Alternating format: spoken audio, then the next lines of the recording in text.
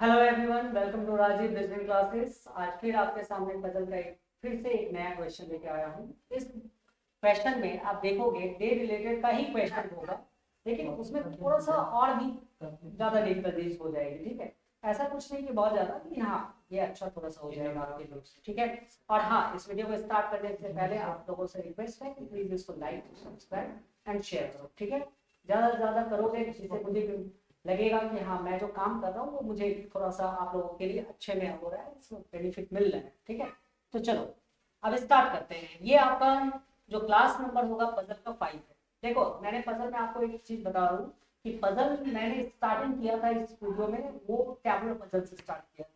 तो tabular puzzle के 5 से 6 क्लास होंगे।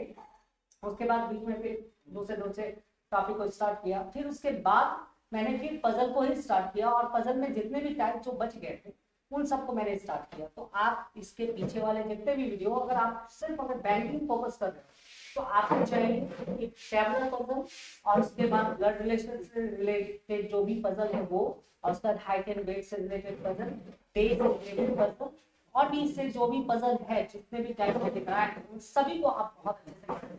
फिर आपको बैंक में कहीं कोई प्रॉब्लम नहीं होगी। खासकर पजल, और जानते ही हो बैंक की तैयारी कर रहे हो, इसका मतलब इसमें पजल, सिटिंग अरेंजमेंट, ये सब पे तो आएंगे ही आएंगे। और मैं सिटिंग अरेंजमेंट के भी जो पजल होते हैं उसको जो मैंने कराया है वो बहुत ही हाई लेवल तक जाकर कराया है, तो आप उसको भी देखो, आपके बहुत ही बेनिफिट होगा वो। ठीक है, तो चलो अब इसमें देखते हैं हम लोग। यहाँ पे आपके सामने एक क्वेश्चन है, इसको जरा पढ़ो, देखो क्या है क्वेश्चन, क्या कह रहा है। तो देखो इसमें क्वेश्चन जो है उसमें कह रहा है कि 7 प्रोफेसर, और ये 7 प्रोफेसर जो है, और हर एक दिन एक प्रोफेसर यहाँ पे डिफरेंट डिफरेंट सब्जेक्ट, मतलब अलग अलग सब्जेक्ट पढ़ाते हैं, विषय पढ़ाते हैं। उस विषय का यहाँ पे नाम दे दिया गया है। विषय का नाम क्या है, देखो विषय का नाम दे दिया गया है, बायोलॉजी है, इंग्लिश है, मैथमेटिक्स, केमिस्ट्री, फिजिक्स, ठीक है, इकोनॉमिक्स, ज्योग्राफी। ठीक है, 7 सब्जेक्ट भी है।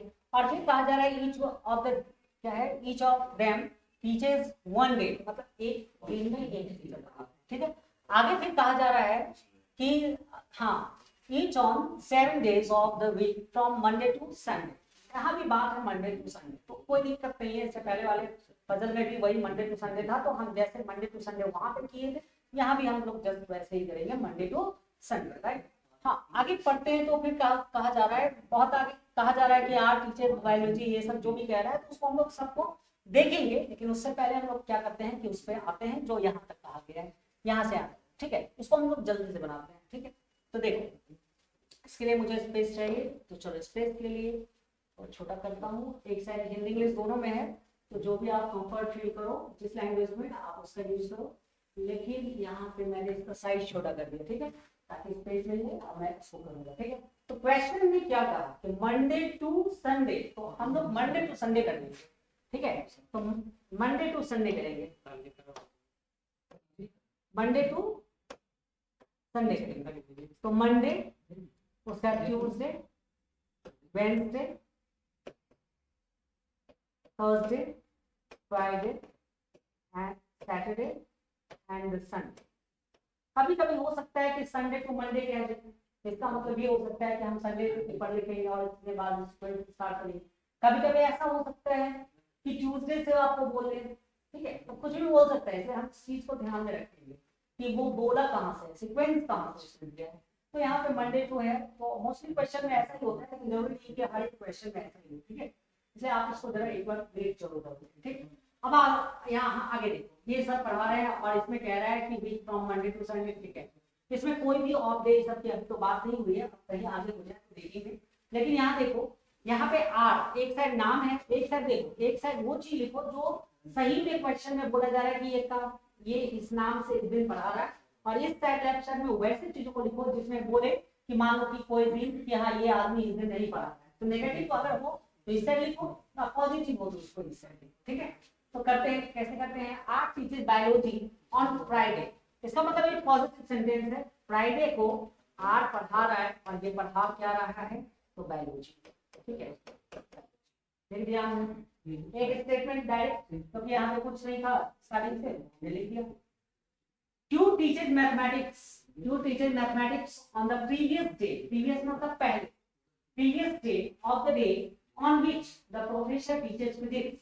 अब इसके लिए आपको थोड़ा सा आपको करना ये होगा कि साइड में लिखना होगा क्या बोला जाता है कि Q teacher mathematics on the previous day, तो क्यू लिखो, ठीक है, क्यू टीचर मैथमेटिक्स लिख दो यहाँ की ये मैथ पढ़ा, ठीक है, मैथ्स हो गया।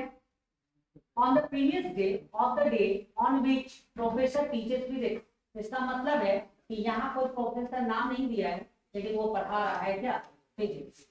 एक हो गया, एक आपका ये पॉसिबिलिटी हो गया जिसको कि आपको यूज में लाना है, इसको एक नंबर कह दो, ठीक है। आगे देखते यहाँ तक हो गया, यहाँ तक हो गया। अब कहता है वी टीचर्स ऑन संडे, तो वी संडे में आ जाओ डायरेक्ट और लिख दो वी, यहाँ टीचर संडे, लेकिन संडे तो but does not teachers chemistry और इंग्लिश, मतलब यहाँ पे इसने ये नहीं बताया कि क्या पढ़ा है, लेकिन एक चीज बता दिया, यहाँ पे हम क्वेश्चन मार्क कर सकते हैं कि एक चीज जरूर बता दिया कि केमिस्ट्री और इंग्लिश नहीं पढ़ा। इसका मतलब है कि इस साइड हम आ करके लिख सकते हैं कि केमिस्ट्री या फिर इंग्लिश को नहीं पढ़ता है, तो ऐसे क्रॉस कर सकते हैं, ठीक है, जिससे ये पता चल जाए कि ये जो संडे को भी पढ़ा रहा है वो केमिस्ट्री या इंग्लिश नहीं पढ़ाता, राइट। हाँ, अब आगे पढ़ते हैं, तो आगे कह रहा है क्या, यहाँ तक हो गया। अब आगे कहता है as teachers economics on the previous day on which you teachers, मतलब ये थोड़ा सा साइड में और जगह बनाना होगा आपको दूसरा नंबर के लिए। दूसरा नंबर में ये कह रहा है एज टीचर्स इकोनॉमिक्स, तो सबसे पहले एस लिख दो, एस और उसका इकोनॉमिक्स का, इकोनॉमिक्स पढ़ा रहा है, लेकिन कब, on the previous day on which you teachers, मतलब जब यू पढ़ाता होगा ना, यू जब पढ़ाता है तो उसके पहले, तो यू का सब्जेक्ट नहीं दिया है कि क्या पढ़ाता है, लेकिन ये पता है कि एस के जस्ट बाद कौन पढ़ा रहा है, यू, तो दूसरा नंबर का आपका ये हो गया। तो एक आपका ये पॉसिबिलिटी हो गया जिसको कि आपको क्या करना होगा, रखना होगा। दो हो गया। अब आते हैं आगे, तो P teacher geography on Tuesday, ये डायरेक्ट बोला है, तो जब डायरेक्ट बोले तो हम डायरेक्ट में हमें तो कोई प्रॉब्लम ही नहीं है, तो क्या करेंगे, P teacher geography on Tuesday, तो ट्यूसडे में जाएंगे और पी लिखेंगे और पी के बाद बता दिया है कि ज्योग्राफी पढ़ाता है, तो लिख दिया हमने, कुछ ज्यादा हमने किया नहीं। अब आगे है कि T does not teach English, अब यहाँ पे एक चीज बात हो रहा है कि टी डज नॉट इंग्लिश, लेकिन एक चीज है कि इसने ये भी नहीं बताया कि किस दिन पढ़ा रहा है, कुछ भी नहीं बताया। तो ऐसा करते हैं, जब कुछ नहीं बताया तो इसको अलग लिख लेते हैं। अलग लिखने का मतलब है कि एक लाइन और बना दो, 2 नंबर एक 3 नंबर, और लिख लेते हैं टी, और यहाँ पे ऐसे कर लेते हैं कि इंग्लिश नहीं पढ़ाता है, इंग्लिश ऐसे क्रॉस कर देते हैं जिससे पता चले कि इंग्लिश ये नहीं पढ़ाता है, ठीक है। ये 3 चीज है, 1 नंबर 2 नंबर 3 नंबर, बस ये 3 हमें क्वेश्चन में पुट करना है, हमारा क्वेश्चन बन जाएगा। तो अब हमें इस क्वेश्चन को अब बिल्कुल नहीं पढ़ना है, जो है सो हमारे सामने यही हिंट है। हिंट जानो कि जितना कम रहे उतना ज्यादा अच्छा होगा। तो यहाँ तो 3 है, देखते हैं कैसा होगा, कैसे होगा, नहीं होगा, कोई दिक्कत नहीं है। चलो तो थोड़ा दिमाग लगाते हैं, कैसे दिमाग लगाएंगे जरा ये देखो। यहाँ पे हम देखते क्या है, यहाँ पे देखो, यहाँ पे सब्जेक्ट नहीं दिया है, यहाँ पे सब्जेक्ट नहीं दिया, और यहाँ पूरा दोनों खाली है कि नाम दी और सब्जेक्ट दी दोनों, और यहाँ पे सब्जेक्ट नहीं दिया। तो देखो तो क्या इन दोनों में 1 नंबर और 2 नंबर में देखो कोई ऐसा है जो सब्जेक्ट दोनों दिया हुआ नाम नहीं हो। तो अगर ऐसा हम देखें तो हमें 1 नंबर साफ साफ एक बात दिख रहा है, यहाँ फिजिक्स सब्जेक्ट दे दिया और उसके बदले में जो आगे होगा कि कौन पढ़ाता है क्वेश्चन मार्क। तो अगर हम यहाँ पे फिजिक्स करें तो क्वेश्चन मार्क की जगह पे कौन आ जाएगा, क्वेश्चन मार्क की जगह पे भी आ जाएगा, और ऊपर दोनों खाली है तो वहां पे पी और एन दोनों आ जाएगा। इसका मतलब आ सकता है, लेकिन जरा इसको छोड़ के थोड़ा देर के लिए ये भी सोच लेते हैं कि क्या ये आ सकता है। तो अगर हम इसको रखना चाहेंगे 2 नंबर को, तो देखेंगे एस इकोनॉमिक्स, तो यहाँ एस और इकोनॉमिक्स सैटरडे को आ जाएगा, लेकिन उसके नीचे यू है और यहाँ पे वी है, तो क्या यू वी की जगह पे वी को हटा के आएगा, ऐसा नहीं होगा, ठीक है। इसका मतलब 2 नंबर हम नहीं रख सकते, हम किसको रखेंगे, तो फर्स्ट को यहाँ रखेंगे, और यही मेरा 100। और इतना अगर हो गया, समझ गया कि अगर 2 नंबर नहीं है तो यही होगा, और ये हम समझ गए कि मेरा कंफर्म होगा, तब सही भी होगा। तो देखो कैसे, तुरंत हम यहाँ पे क्यू रखेंगे और क्यू के बाद मैथ्स है, मैथ्स रख दिया हमने।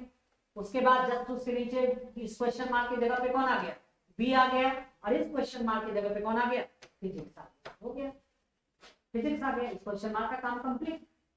अब आगे देखते हैं आगे क्या हो सकता है। आगे जब हम देखते हैं, इसका काम तो फिनिश हो गया, इसको देखते हैं सबसे पहले कहाँ रख सकते हैं। तो इसमें हम देखते हैं कि एस और इकोनॉमिक्स ऐसा जगह हमें खोजना है कि दोनों जगह हमें खाली दिखे। तो हम देख रहे हैं क्या, एक मंडे है और एक वेडनेसडे और थर्सडे, दोनों जाए, लेकिन एक चीज ध्यान रखेंगे, उससे जस्ट नीचे हमें यू भी चाहिए। तो अगर हम मंडे को रखते तो वहां तो पी है, तो मंडे को रख नहीं सकते, तो ऑप्शन हमारा बचा कौन सा, वेंसडे और थर्सडे। तो इसका मतलब ये हुआ कि 2 नंबर को हम वेंसडे और थर्सडे पे ही रख सकते हैं। तो रखते हैं आप एस वेंसडे को, और क्या पढ़ाता है, इकोनॉमिक्स पढ़ाता है। और उसके थर्सडे को यू पता चला कि यू है, लेकिन अभी ये नहीं पता चला कि यहाँ क्या पढ़ाता है, तो क्वेश्चन मार्क कर दिया हमने कि क्वेश्चन मार्क कि यहाँ पे कौन पढ़ा रहा है, अभी क्या क्या सब्जेक्ट है ये नहीं मालूम, क्वेश्चन मार्क कर दिया। अब आगे अब यहाँ देखो तो 7 अगर है, तो इसमें पी हो गया, क्यू हो गया, आर हो गया, एस हो गया, यू हो गया, वी हो गया, तो बचा कौन है, टी। तो टी देखो यहाँ से यहाँ तक हो गया, एक दिन बचा, तो एक दिन तो डेफिनेटली कौन पढ़ाएगा, टी ही पढ़ाएगा। तो इसका मतलब हो गया कि यहाँ पे टी आ जाएगा। अब टी के बारे में एक बात पहले ऑलरेडी क्वेश्चन में मेंशन कर दिया है, वो ये कि टी जो है इंग्लिश नहीं पढ़ाता है, ठीक है, टी इंग्लिश नहीं पढ़ाता, तो इसका मतलब इंग्लिश तो यहाँ होगा नहीं। तो अब बताओ इंग्लिश के लिए कौन सा ऑप्शन बच रहा है, इंग्लिश के लिए बस एक जगह खाली दिखाई दे रहा है, क्वेश्चन मार्क।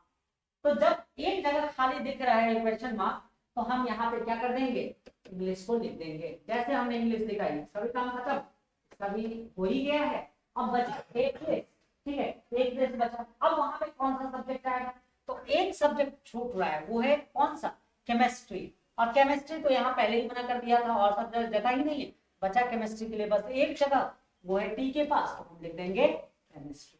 हो गया कंप्लीट। ये देखो अब पूरा पजल कंप्लीट हो गया। इसमें हमें हर एक का सीक्वेंस मालूम हो गया कि कौन क्या किस दिन पढ़ा रहा है, कौन क्या सब्जेक्ट कौन सा पढ़ा रहा है, ये सारा चीज मालूम हो गया। इसका मतलब और कहीं हमें कोई दिक्कत नहीं हुई, इसका मतलब हमारा पजल बिल्कुल 100% क्या है, सही, ठीक है। और इस टाइप के क्वेश्चन बैंक में बहुत ज्यादा पूछे जाते हैं। इवन की आपको बता दूं कि जब यूपीएससी सीसेट लाया उस वहां भी इस टाइप के क्वेश्चन पूछे गए, ठीक है। कैट में भी थोड़ा बहुत इस टाइप के क्वेश्चन, लेकिन हाँ थोड़ा कैट में और हाई लेवल के क्वेश्चन आते हैं। लेकिन हाँ ये है कि अगर आप इस टाइप के क्वेश्चन को अगर बना रहे हो, समझ रहे हो, इस टाइप के क्वेश्चन को कर रहे हो, तो इससे भी ज्यादा अगर हाई लेवल की भी आता है तो भी आपको दिक्कत नहीं होगी। आप इतना अगर समझ रहे हो तो आगे कोई दिक्कत नहीं होगी, ठीक है। तो इन सबको करो। अब इसके बाद मैं आपको एक चीज और बता देता हूँ कि पजल का जैसे ये लास्ट वीडियो होगा, या हो सकता है और भी कुछ आए, लेकिन ये मुझे लगता है लास्ट वीडियो है, क्योंकि बहुत सारा वीडियो हो गया पजल से रिलेटेड। इसके बाद तो मैं होगा स्टार्ट करने कर दूंगा ऐसा, जो खासकर जैसे रेलवे एनटीपीसी का जो CBT2 का होगा, उससे रिलेटेड जो जो टॉपिक होगा, जिससे कि बच्चे जो रेलवे में होंगे देने वाले, तो उनको कुछ बेनिफिट मिले, ठीक है। तो मैं कोशिश करूंगा कि वैसे टॉपिक को स्टार्ट करूं और वैसे टॉपिक पे आपके लिए वीडियो बनाऊं, ठीक है। तो इस वीडियो में यहीं तक। आप सभी लोगों से रिक्वेस्ट है कि इस वीडियो को लाइक करो, शेयर करो और सब्सक्राइब करो, ठीक है। Okay, thank you, bye bye, take care.